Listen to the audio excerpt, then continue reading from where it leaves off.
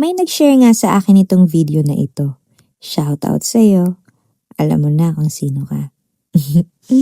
So gagayahin ko nga at mukha namang madali lang at mukhang masarap. Shoutout din sa may original recipe nito. Tamang-tama, weekend at hindi pa ako nag-lunch. Gumamit ako dito ng bago kong nakita sa Tesco na tortilla. High in protein siya kaya susubukan ko.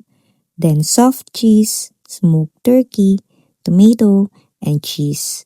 And repeat the process. So umpisa mali pa yung pag-fold ko. Pero nagets ko din. Ano ba yan? Ang dry ng hands ko.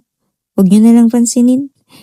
Dalawa yung tortilla na hinati ko sa gitna. Bali makakagawa ako ng 4 pieces. Ako lang naman ang kakain. Then sinubukan ko din lagyan ng barbecue sauce para makompare ko yung lasa. Para kasing puro cheese. Ganun lang, 'di ba? Ang bilis lang. Parang wala pang 5 minutes preparation. Tapos ilalagay na sa air fryer. Hindi pa ako magkaintindihan sa paglalagay. Di ko alam kung maliit ba yung air fryer o malalaki ba yung gawa ko. 4 pieces nga lang to. Pinakita ko talaga sa inyo kung paanong gulong-gulo ang utak ko at pinilit ko siyang lutuin ng sabay-sabay. Aba, ganun yung nasa video. Bakit yun? Aesthetic. At ayan na siya after 6 minutes in 200 degrees Celsius. Sinabayan ko na din ng niluto kong pasta. Bali yung sauce naluto ko na kagabi tapos yung pasta kasabay nitong tortilla. At titikman ko na nga kung masarap ba.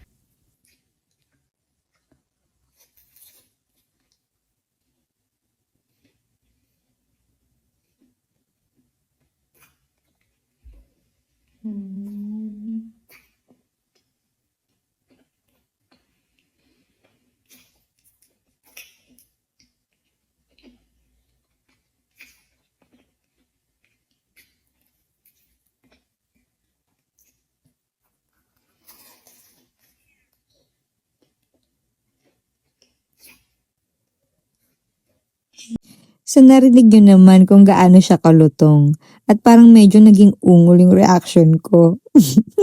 Ewan ko ba? Masarap naman siya pero hindi lang yung sarap na ina-expect ko. Iba na yata yun. Masarap nga. Pwede siya sa pangmabilisan na kakainin. Sige na, bye!